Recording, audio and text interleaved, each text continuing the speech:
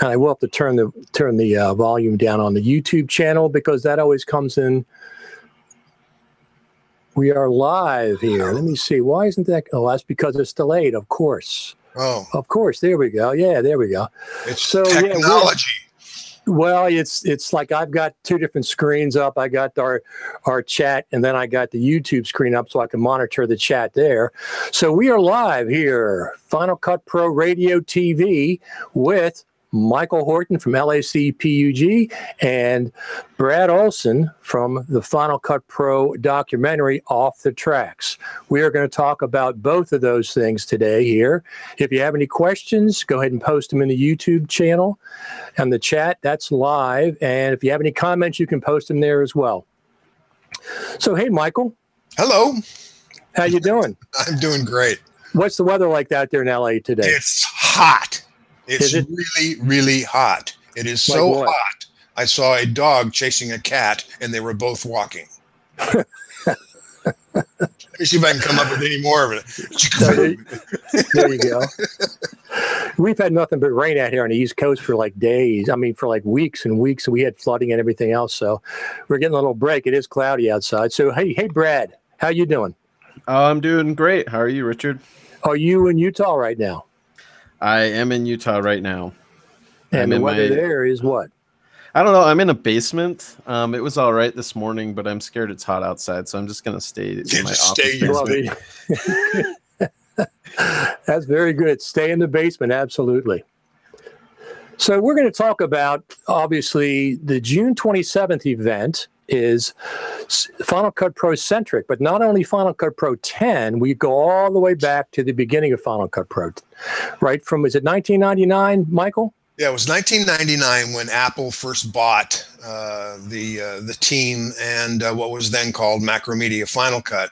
And that was April of 1999 when they bought it, or May or something. It was right after, they shipped it and bought it at NAB, I think. I mean, the dates just are all over the map. Well, this is why we're going to have Randy come to the event.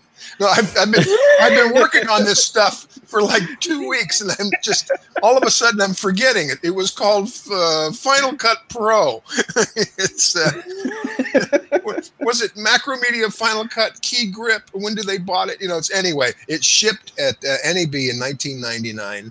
And but Apple bought it in 1998, right after they demoed it at a little room at the Sands Hotel, and then it was debuted. So Apple, the Final Cut Pro is 19 years old.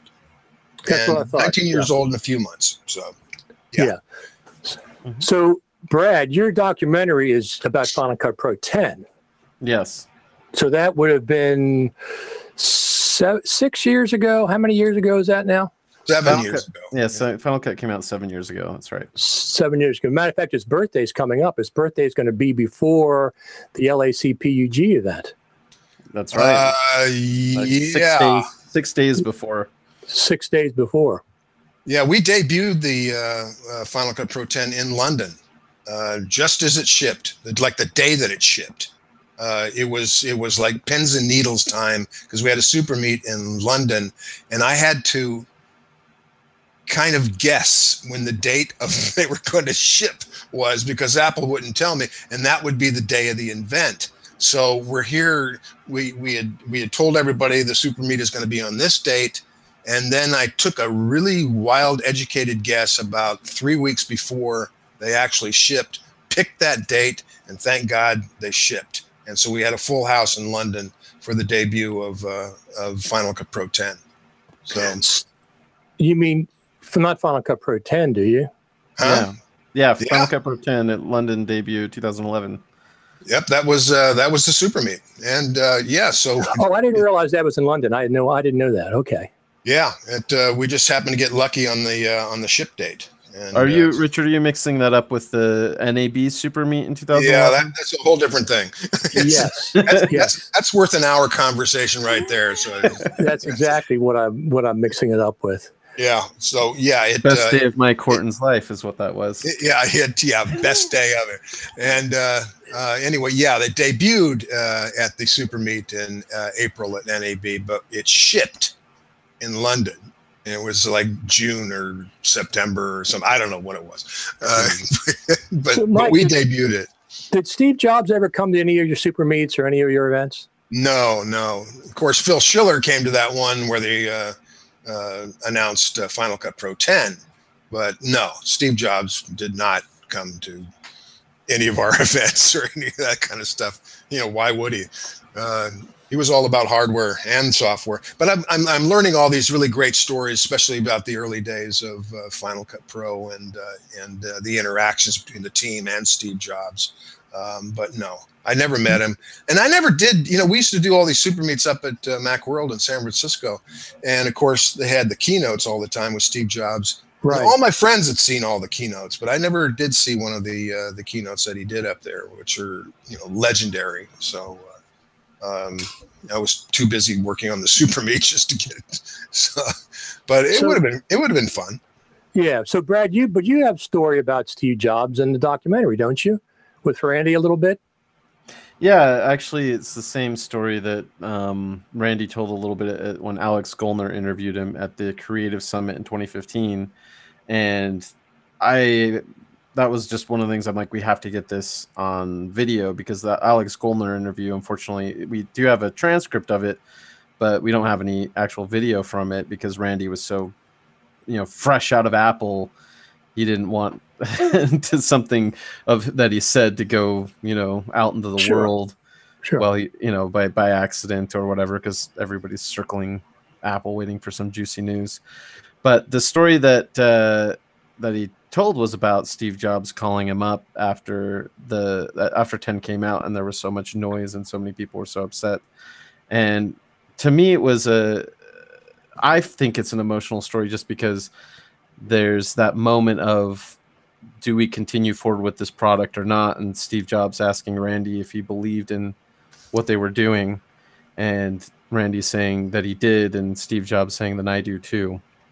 And of course that led, you know, because of that decision, it led to Final Cut 10 continuing and me making a documentary about how messy it was released. And well, of all the people to give you a thumbs up, Steve Jobs would be the one.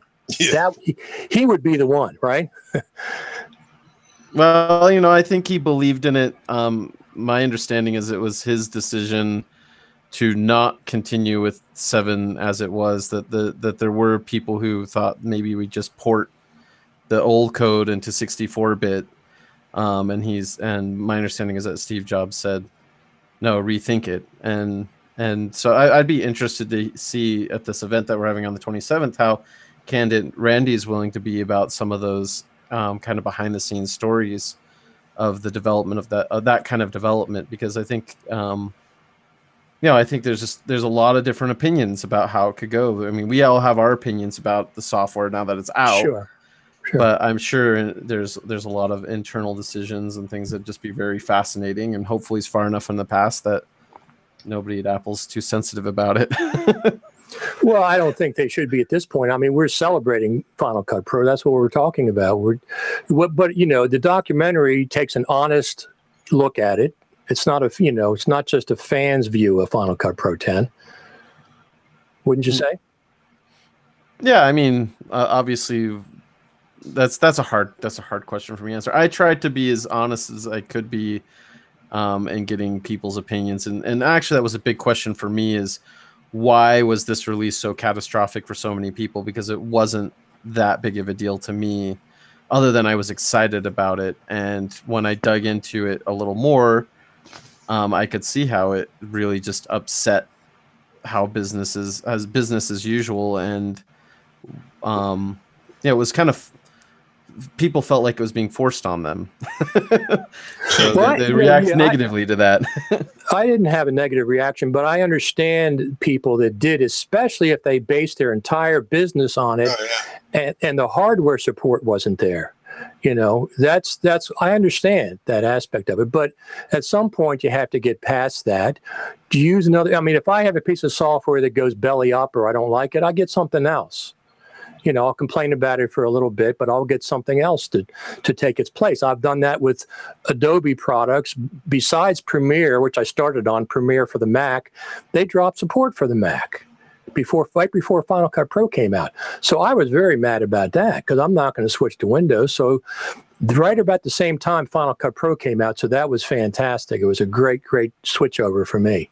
But other things, Adobe had Go Live, which was a web application. They bought it, then they killed it. You know, so I got beyond that. Now I'm using other web applications. Yeah, at some point, you can be mad initially, but sometimes this seems to drag on and on and on, way disproportional to what it actually was. I mean, it's not your wife. You're not married to her. You know, it's a piece of software. Yeah, but it's like you said, you just touched on it. It hurt a lot of businesses. It hurt a lot of them. It hurt the education departments of major universities and college and everything, who poured all their resources into this Final Cut. When they took away support from Final Cut 7, you know, immediately after announcing this Final Cut Pro 10, that was part of that whole ridiculous way to roll this thing out. And and of course, I'm real emotional about it because of the way it was rolled out. And but that's another story. But it hurt a lot of people. And but it's 7 years later. Get over it. You know, it's here. It's here. So, but yeah, it was a very emotional time. Yeah, it was emotional. A lot of different people, and I understand that. I didn't have that attachment. I kept using 7. I bought 10 the first day it came out. I started using it immediately, but I had 7, and I had I was doing my project on 7 at the time, so I kept going. But I do understand people who got upset. Yeah. Absolutely. But anyway, we're probably not going to talk about that. Probably not the rollout specifically. I think the documentary covers that anyway. So I'd be much more interested, having Randy Ubilos come up and tell us a little bit about those early days. And I wasn't exactly there. It took me a couple of years before I really knew what Final Cut Pro was, even though I'd been using Premiere and everything. But I saw the DV cameras coming out. I saw FireWire, and I was just a teenager. I was like 14 when all that stuff was happening. So I'm a young kid. Yep. Yeah, more than anything else, it was DV cameras attached to your computer and suck it right into Final Cut Pro that changed everything. And that was Apple. That was Apple. That was yeah. I mean, it was, Randy talks a little bit about FireWire, and it was on their radar while they're at Macromedia. But when they came to Apple, that sort of along with guys like Andrew Baum, who was the product manager, he fought for FireWire. Steve Jobs was bringing FireWire out with the iMac and then the G4s and remember the Tower, the Power Mac. The G3 that had FireWire, and of course Sony with the DV cam and all that. That just changed everything. It wasn't so much just Final Cut Pro. It was Final Cut Pro with FireWire in and out. I mean, that changed. That democratized everything. It was cheap. You can make your movies. You can tell your stories, and then everything exploded. Yep, I remember very specifically. And the iMac came out with FireWire at one point. Yeah. The iMac, the second generation iMac or something like it with FireWire. That was called what? It was called iMac FireWire or something like that. Yeah, iMac DV. iMac DV. iMac DV. There you go. Yeah. So again, and that changed everything. That changed everything.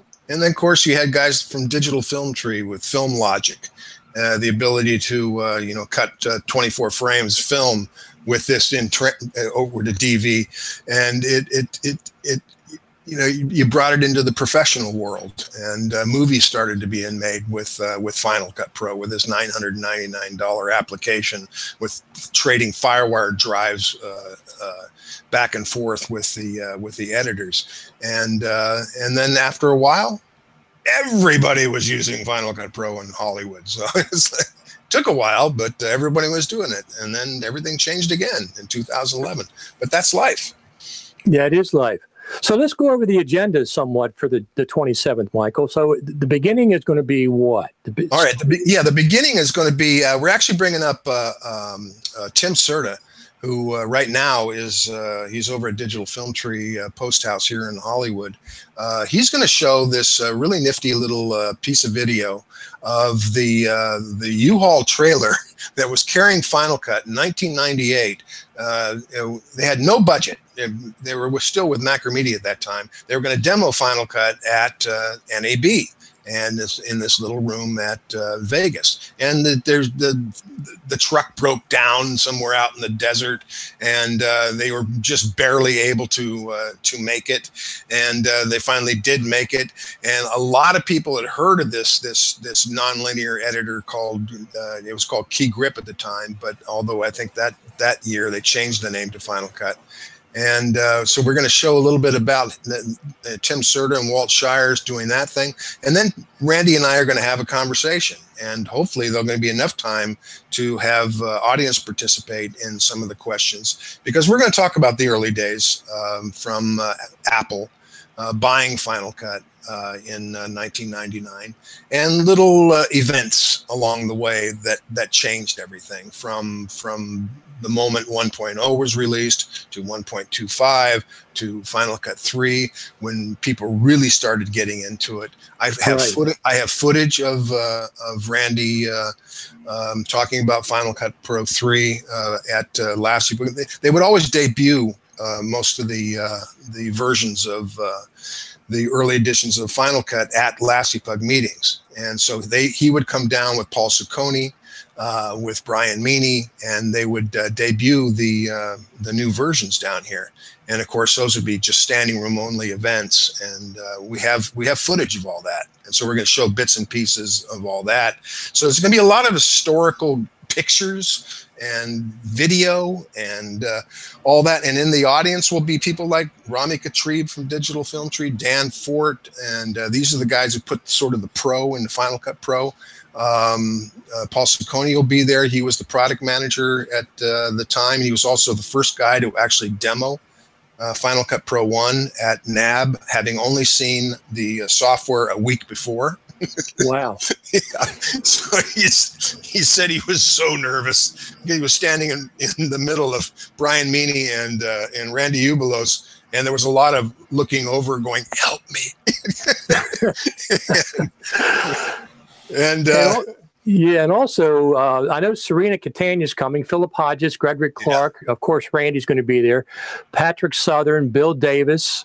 Who else is going to be there notable that you know? Larry Jordan will be there. I've got invites out to, like we were talking about Steve Martin, but I think he's at Disneyland right now. So hopefully you'll get the email one of these days, and hopefully he can be able to make it. But of course, he's in Arizona. Gosh, who else is going to be? Michael Wall. Michael Wall was also one of the designers. He was there. He was part of the original FCP team. Right. I remember. Tim Serta, he was also part of the original FCP team. He will be there. Again, he will be doing a demonstration. I can't remember, but I've got invites out to a lot of people. Some can't make it, but others can. And I just can't remember off the top of my head. But there's going to be a lot of people who were there in the early days who made it all happen. Obviously, Apple, gave us this tool, but it was these guys and what they did with the tool that created this revolution. So absolutely. So I presume some people from Apple are going to be there. I don't know. I hope so. I mean, I would think they are. I know Jan Kovac will be there, of course, from Final Cut Pro 10. I'm sure some of those guys will be down. Maybe Steve Bays, and so certainly invites out. And sure. Hopefully they can come on down and just be part of this whole happening. Exactly. This event, which is what it is. It's a celebration of this tool that's been given to us to allow us to tell our stories in a really, really inexpensive way. Before 1999, there was just no chance for us to do this. After 1999, it all changed, and it all changed for the better. So, Brad, you and I met 2.5 years ago at the, Faster Together stage? No, I'm sorry. It was the Creative Summit, right? We actually met at the Creative Summit. We met in person at the Creative Summit, yeah. And I'd been on your radio show before that because you got wind of the documentary and I wanted to interview you. And then you were crazy enough to volunteer to help me edit the documentary. I remember that. I said, "Hey, I'll help you edit." And after we had our radio show chat, you said, "Hey, did you mean that?" I said, "Sure. I meant it." No, wait a minute. Did you help edit it, Richard? Or yes. Was it, yes. Cool. Okay. Yeah. So, I haven't seen it. I'm actually looking forward to this screening because I haven't seen it. I thought I sent you a copy, Mike. No, you did. No, you didn't. Besides, I wouldn't have watched it on the computer. I would have maybe airplayed it, but I want to see it on the big screen, which is what we're going to be able to do. It's a nice 25-foot screen. So. Oh, that's excellent. So, how many people can this event hold, Mike? We can hold 300, but that's uncomfortable. That's not that many. That's not that many. No, but we want to, good 200 people to be there to enjoy this. Right. That makes it comfortable. Any more than that is just too crowded. And that's interesting. I didn't realize because I've only been to the super meets. I haven't been. Oh, you're gonna love this place. You've never been to the Gallery Theater. Okay, well, you'll love this venue. We've been here now for 14 years. Wow. I know it. The same venue for 14 years. We've been really lucky. So, Brad, one of the things that I want to tell you that I don't think I've told you yet is I've watched you become so much more comfortable on stage talking over the last couple of years. At the Super Meet, you were fantastic. You were so calm. I know, we shoved them on stage. You may have been nervous. You really may have been nervous. You may have been nervous inside, but from the outside, you're very comfortable talking about your documentary. So you're going to show it at this event. You're going to show the entire thing. How long is it total? 77 minutes. 77 minutes. Wow. That's perfect length. Absolute perfect length. It's actually, well, with a big audience, you'll be able to. You'll end up making some trims after the end of this screening. We're done with trims. We did the Creative Summit screening and NAB, IBC. So I've been screening cuts all along the way for that very reason, and I've been showing it to editors. So the fact that they come up and say they liked it. And don't just tell me all the edit changes. They do tell me the edit changes I should make. But I took that. I mean, that was part of the process of making this. I realized I'm interviewing editors. I can show it to editors, and I can get I probably got 50 people's perspective, professional editors' perspectives. How often do you get to have your movie reviewed like that? Yeah. Before you finish it. Well, So are you going to do like a little intro before they show it, or? I hope so. Mike will shove me out on stage. Yeah, I'll shove you. You don't even have to go on stage. You have to sit at a table. It's really easy. Yeah, just for a few minutes. Yeah. Yeah, we'll probably do a quick intro at the beginning and then a Q&A afterwards. Yeah. Oh, that's cool. So the one edit that I know about is the Conan clip. Talk about that a little bit. Yeah, there was a famous sketch in 2011 when Final Cut came out. It was just a couple days after the guys at Conan put together this little sketch making fun of Final Cut Pro 10. And I of course wanted to see if there was a way to include a bit of that. And so in earlier cuts, I've had just 15 seconds of Conan mentioning this event that Final Cut Pro came out with a new version, and a lot of Hollywood editors were upset. In the process of just getting everything cleared, I mean, a lot of people are probably wondering, you released the movie to Kickstarter backers already, so why isn't it just out there? And one of the things I'm trying to do in order to get on more platforms is make sure that I have clearances, and I'm doing this myself. So I got a hold of a producer on the Conan show, and he sent me a form to fill out, and I filled it out. And since this is going out on sale for online home video, the licensing that I needed would have been in perpetuity. Like, I don't know how you get around that. And the cost was just way too high for 15 seconds of Conan for me to be able to justify the expense. Right. So I just decided I have to lop out that 15 seconds, unfortunately. But everybody's seen that clip, right? Yeah, yeah, and knowing that it was maybe you could put a YouTube link. Well, I even filmed it off of a TV screen and everything, and I didn't need footage from them, but I could. There's the question of does it fall into fair use, and that is a maybe. I'd rather have permission to use it. Right, And in this case, I didn't have somebody specifically bringing up the Conan clip in an interview to tie it into the story.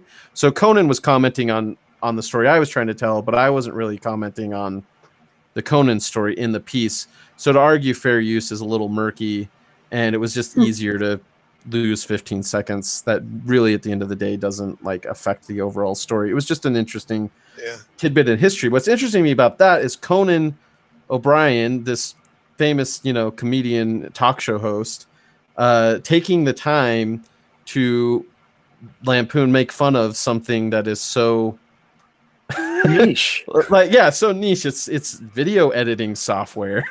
Like, who even cares? But I guess because it was Apple, and it was a case in point in history when Apple fumbled a little bit with a product release, because they're so people think they're so immaculate and perfect and can't make mistakes.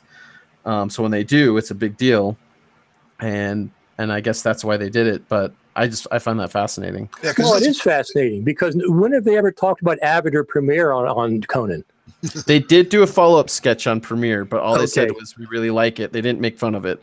They just said they switched over. And I noticed, because I was wondering, well, what are they editing with now? And there's a Frame.io blog story about the Conan editors, and you can see on all these glossy photos these beautiful screenshots of Adobe Premiere. So they've made peace with just sticking with what I say is the comfortable choice. The guys that did that parody, they were LACPUG members, and I just can't remember their names. I got to look it up to see if I can. I don't know if they're still there. 7 years, and that's a long time to be at one gig. But maybe if I can find them, Brad, I can.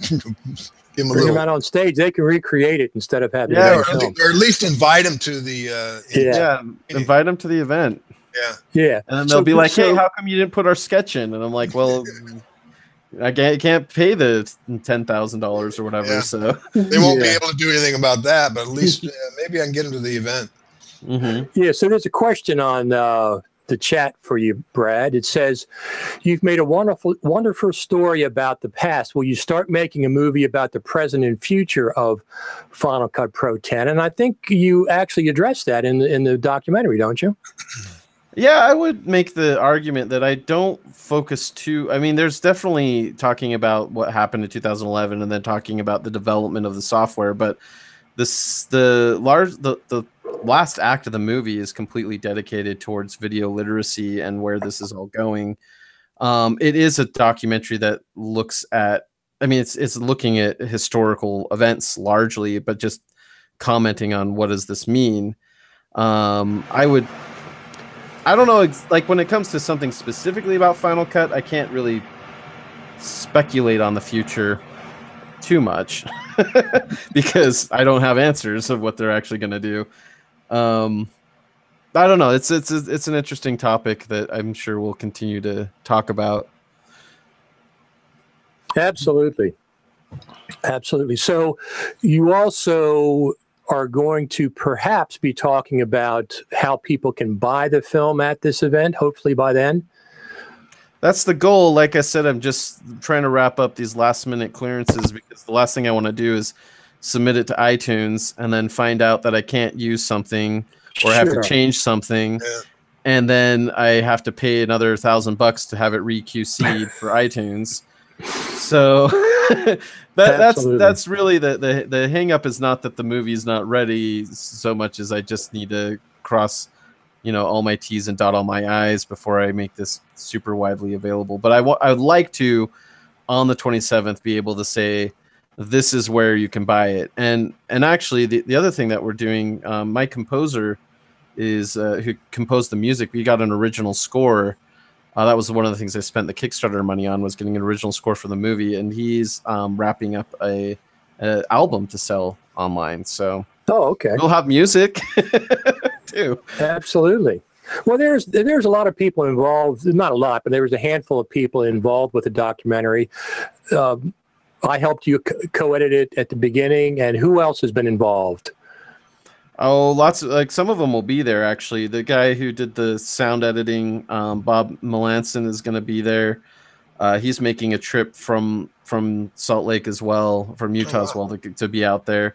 Alan Seawright, who also helped edit on it towards the end, is making the trip out there, and then Alan's buddy, our co-producer friend, who's been helping us in the distribution part of it, is going to be there.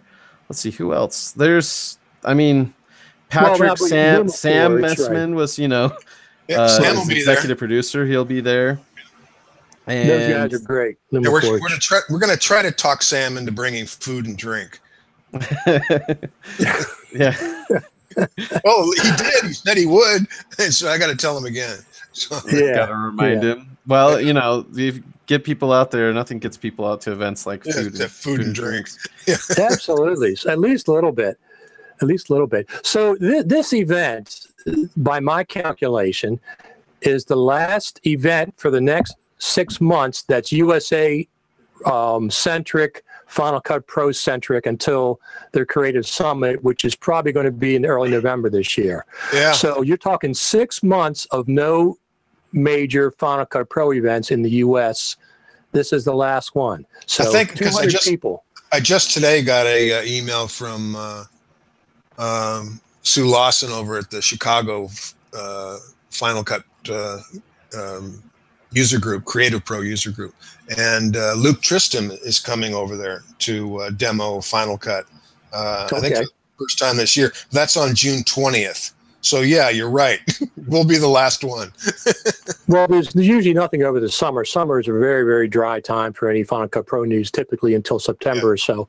And then everybody's all a buzz about the Final Cut Pro Creative Summit. They haven't announced the actual dates yet, but I think they're going to be beginning of November instead of the end of October this year. Yeah, I mean, historically, there won't be anything announced at IBC in Amsterdam because they usually don't.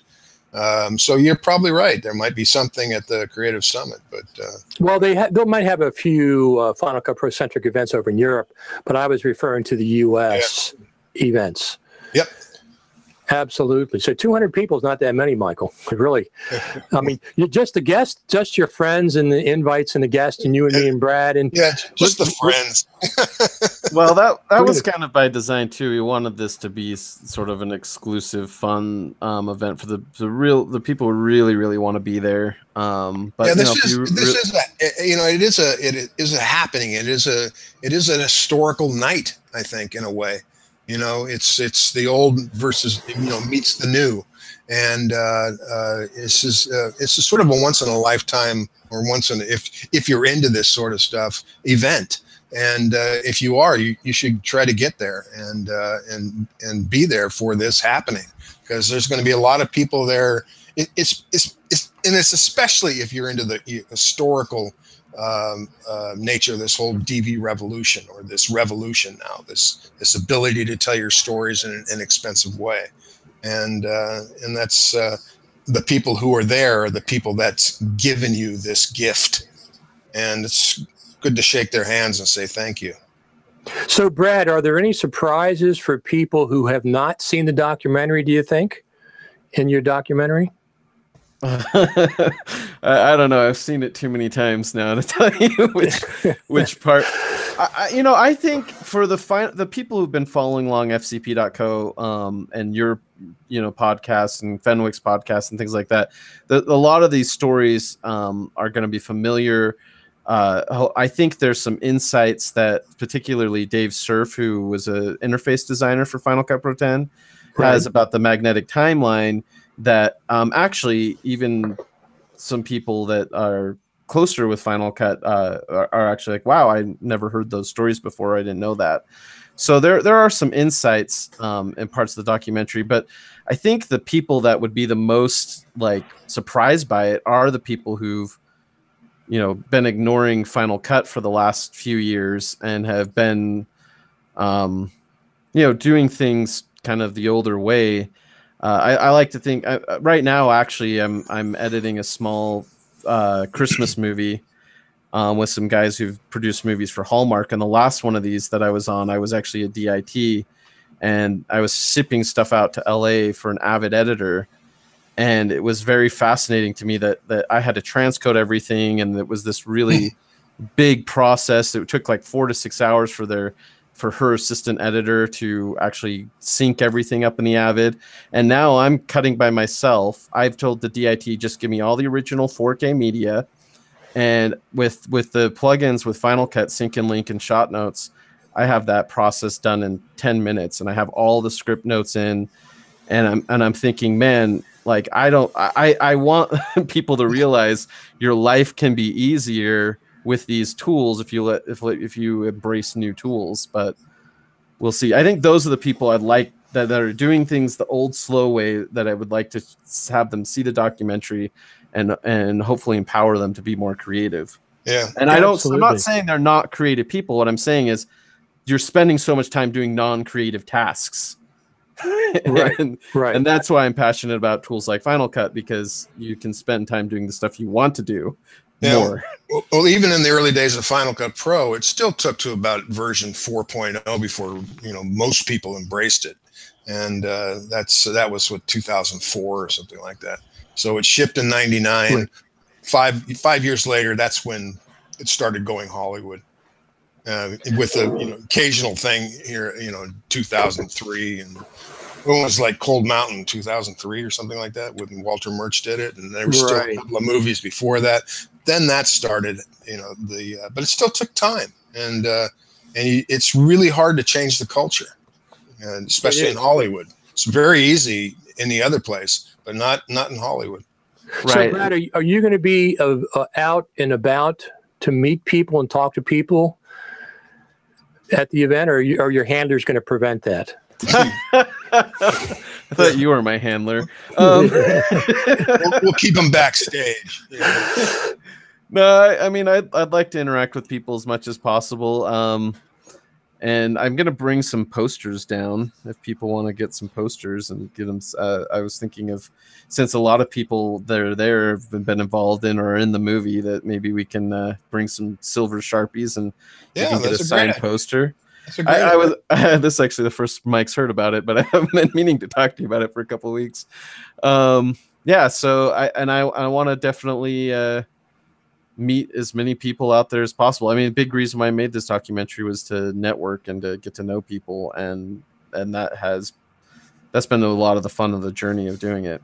Yeah, because Brad and I have been emailing back and forth, almost daily for a few weeks. So it's I know Brad really well now. Absolutely.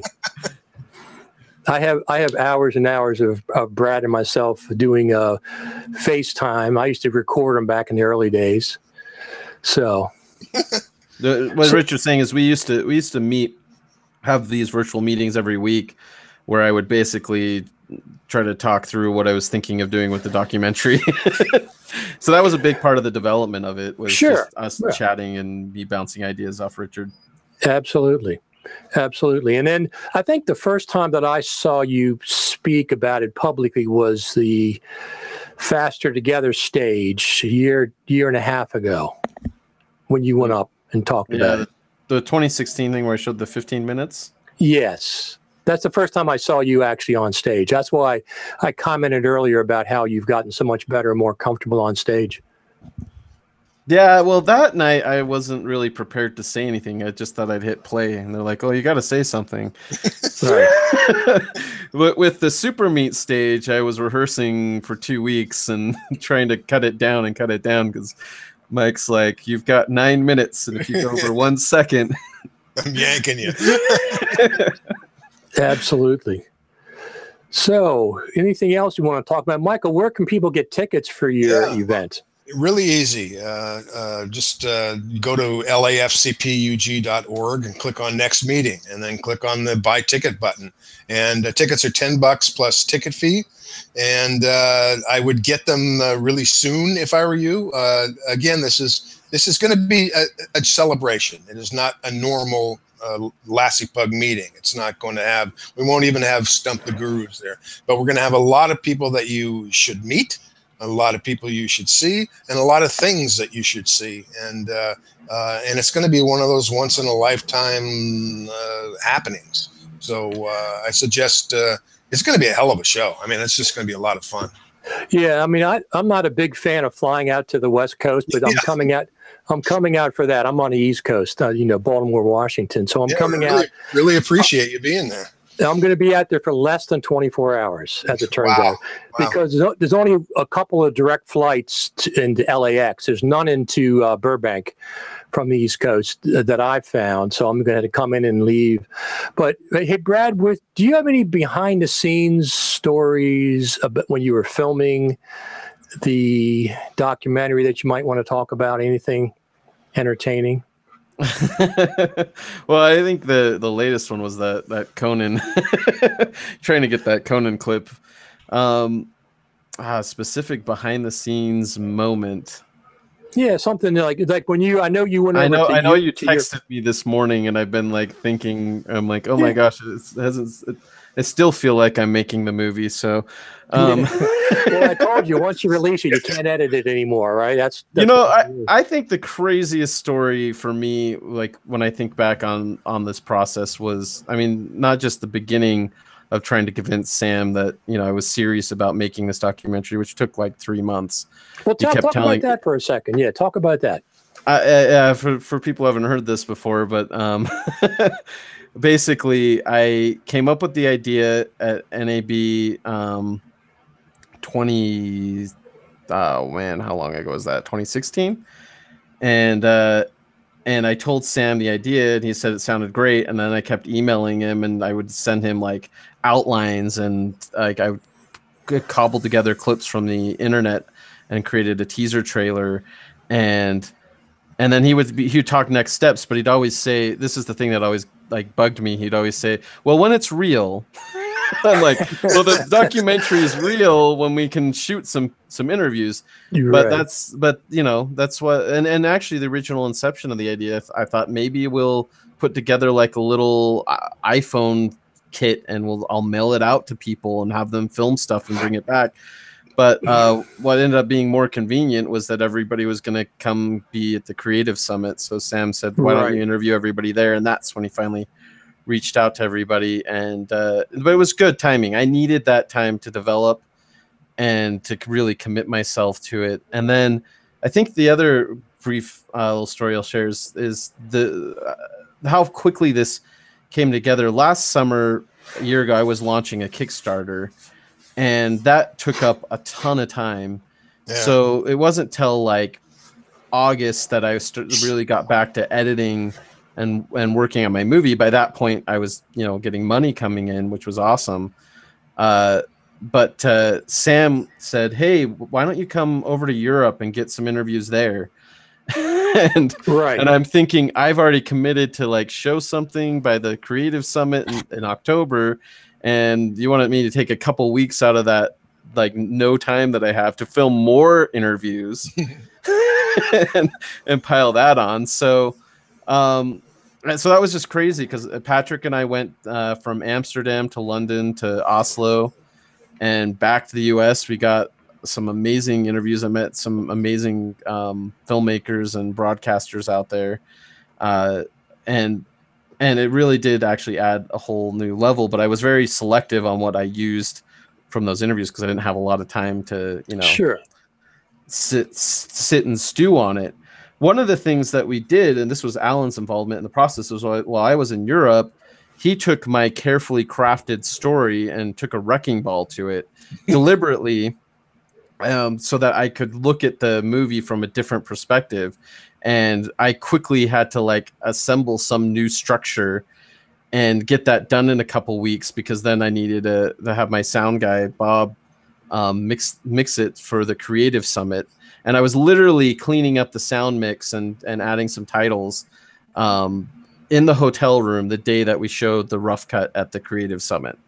So that was intense, especially because I had all this footage of talking heads, and I literally, in my tiny office here, I had to set up shots B-roll shots, and I had all my gears and lights set up, and I would, grab a shot from the camera, pull the card, cut it in, and then I'd realize I need another shot, and I'd set it up.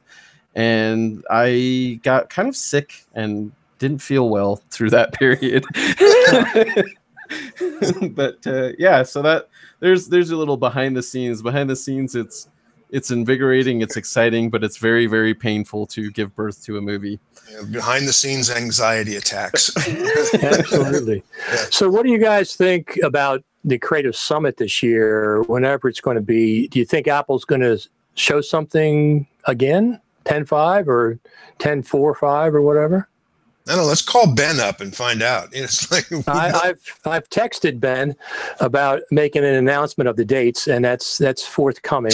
But so I presume if they actually showed 10.5, I presume it'll be out in 2019 this time, because we're getting close to the end of the year.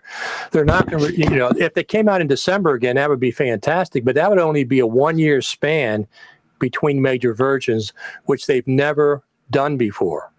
The amount of time between major versions has been shrinking. And I think it was down to 14 months last time. Yeah, 14 months. So it could feasibly be 12 months, but that would be pretty darn fast. So I'm presuming they're going to show us something at the Creative Summit, and they'll say coming in 2019 or something like that. Or they'll do a 10.4.5 with new features. Yeah, I don't think Ben would want to have a Creative Summit unless there's something new to show. So it might be that it's going to take a while for him to make the announcement. Yeah. Well, he said in the one, we have a group for the Final Cut Pro Creative Summit, that he said he was going to make an announcement shortly about the dates. Yeah. So people can make arrangements for their schedules and airfare and hotel rooms. So I'm not saying he said he's going to say everything about what's going on, but I'm just presuming there's going to be an Apple presentation of some I don't envy him choosing a date, and then everybody's going to start speculating that there will be something shown. And because you can't do that. You can't guarantee. You can, Michael. You can. The last 2 years they've done it. I've talked to about. Yeah. They set up expectations at this point. They'll have something. I mean, they could just do 10.4.5. Yeah, or they could do 10.5 and say it's not coming out until 2019. Yeah, they could. We'll see. I can tell you this much: if it's in October or November, I'm probably not going to be there because I'm having baby number 2. Oh my gosh, girl. So wow, congratulations. So my wife has already said, you got to prioritize things. I'm like, yeah, I'll be here. I'll be at home. Yeah, it is. It's much more important. Does your wife know what Final Cut Pro is? Oh yeah. She's actually coming with me out to the official debut. So great, fantastic. I made sure she got a ticket too. She's like, well, can I just show up? I'm like, probably, but get a ticket just in case. Yeah. No, absolutely. I can give her a free code.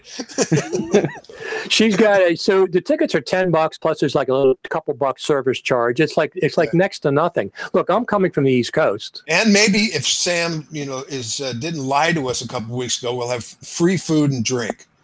Yeah. So, well, there you go. I'm going to hit up Sam Messman today. I'm going to hit him up for a reminder. Free food and drink. So you're going to get an amazing show, free food and drink, all for $12.24. So quit your complaining about money, people. Yeah, and then plus you get to meet Brad, you get to meet everybody, and Randy U-Boots is going to be there. How often is exactly? How often do you? He's usually traveling somewhere in some part of the world that nobody's ever heard of. So he's going to be here, and that's going to be a big deal. I've been seeing him post he's been posting his Africa videos to YouTube. So, I mean, honestly, that was a big moment for me is when I was able to get a hold of Randy to interview him for the documentary. And to me, I'm still fascinated. In fact, in May, I was out in the Bay Area for a U2 concert and got to have lunch with Randy. My wife and I sat down with him, and there's just so much. It's so fascinating to see his ideas for Final Cut Pro and to talk to him about what that is. He's so proud of it, and there's a lot more I think coming with that software as far as what the potential of it, and that's why I'm excited about it. And Randy, Randy's the guy to talk to. I mean, he's not there at Apple now. He doesn't control the product, but just to understand like the thinking of the guy behind it is just fascinating. So the documentary is 77 minutes, and are you going to have some behind the scenes clips available at some point? I don't know how to make behind the scenes clip. I have a whole list of things that in the next 6 months that I'm going to be releasing on short clips onto YouTube.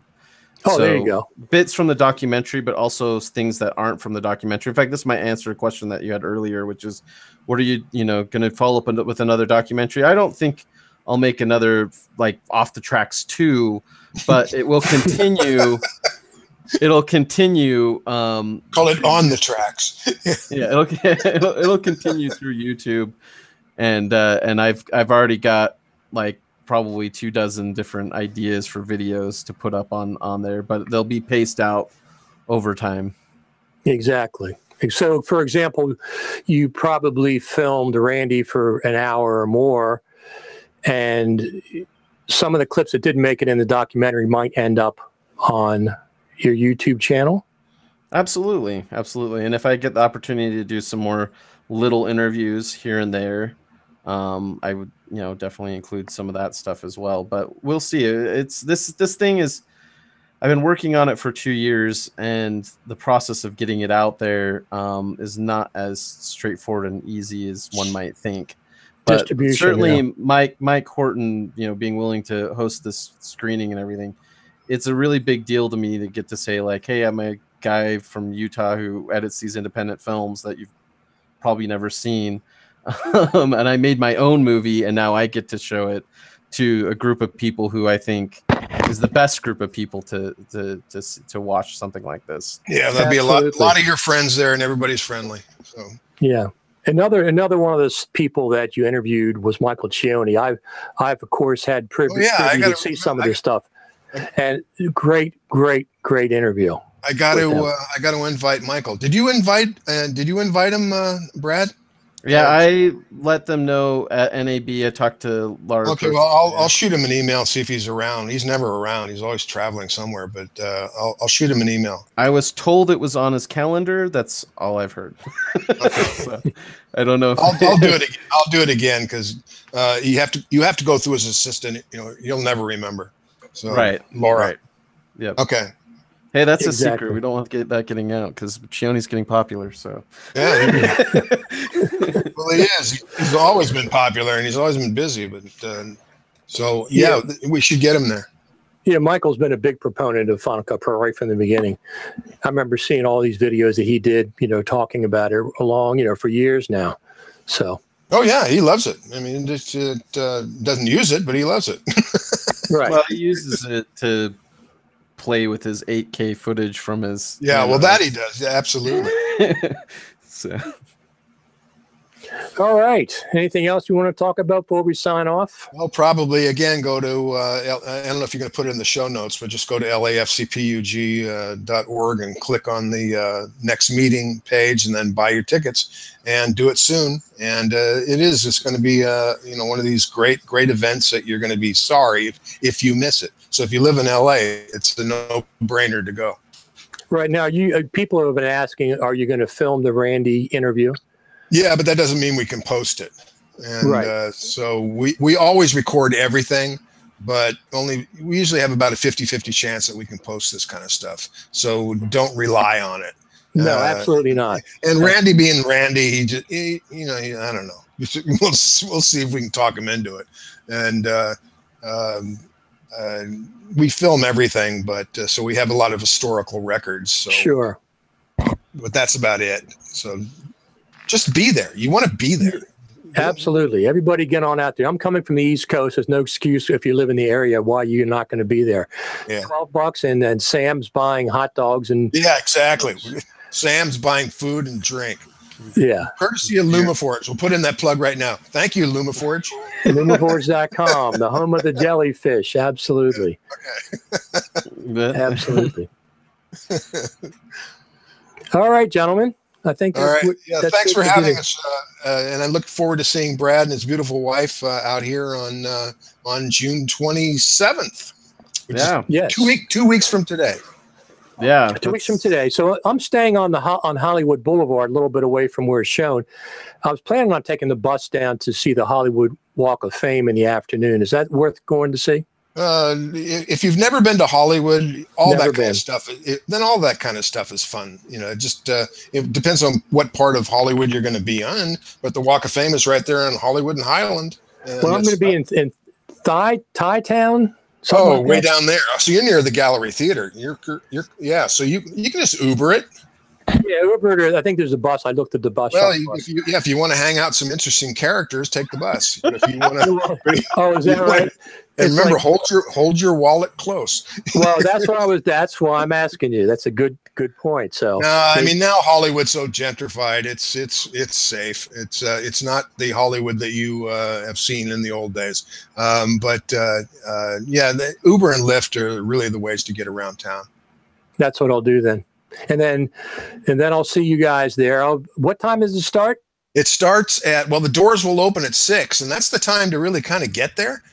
Because that's the time that you can meet and greet and do a little, maybe Sam will have a reception, and that's when we'll serve food and drink, right, Sam? So if Sam sees this, we got to figure out a place to put my posters. And there's plenty of places to put your posters. We have an upstairs lobby and we have a downstairs lobby. So if you get there, when I get there, I'm going to get there at 5, Brad, and then you get there at that time. We'll figure all this stuff out. Yeah, I'll try to shoot up there as well, but at the same time, do a little bit of live streaming. People guys are coming in and stuff. You're going to be doing some interviews and things backstage. Although we don't have, you're going to have to bring some sort of. We don't have Wi-Fi, or maybe we will. But. Well, I usually stream off my iPhone as long as I get a cell signal. Well, we got that. Okay. It is Los Angeles, and we do have indoor plumbing and everything else. There's a bathroom. All that stuff is good. So, Michael, is there a table at the entrance for people to get in? Is that what's going to happen? Yes, Philip and Greg are our ticket takers. That's what I figured, and they have been for the last 15 years. I couldn't do these events without Philip and Greg. What about Bill Davis? Is he coming out? Bill Davis is coming out. He's going to be there, and he'll be just Bill Davis. Just don't argue with him about anything. Ever. Exactly. No, you don't want to get in a discussion with Bill. Bill, I'm always right, Davis. It's like just don't argue with him. But so that entranceway, so it opens at 6 and then it starts at 7. Is that what? We're going to start it at 7. There's going to be no Stump the Gurus or anything. We're started with Tim Serta going back to 1998, and we've got video footage to show them that you've never seen, and we're going to have other video footage that of early LACPUG meetings with Randy Ubelos, yakking about Final Cut 3. I think it's the earliest we have.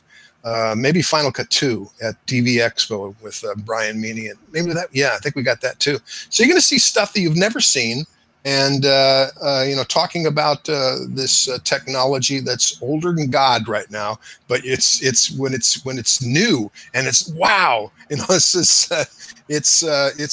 really fun stuff. So we're going to be showing bits and pieces of that, and then Randy and I will have a conversation. Then Brad will show his movie, and then we'll all go out for pizza. There you go. That's what I heard. Yeah. All 200 of us will go. All 200 of us will go out for pizza. That I doubt. But so how long are you going to talk to Randy, do you think? Probably 45 minutes or so. Oh, that's great. Like that. That's great. We don't have any more time than that because we got to show Brad's movie. So.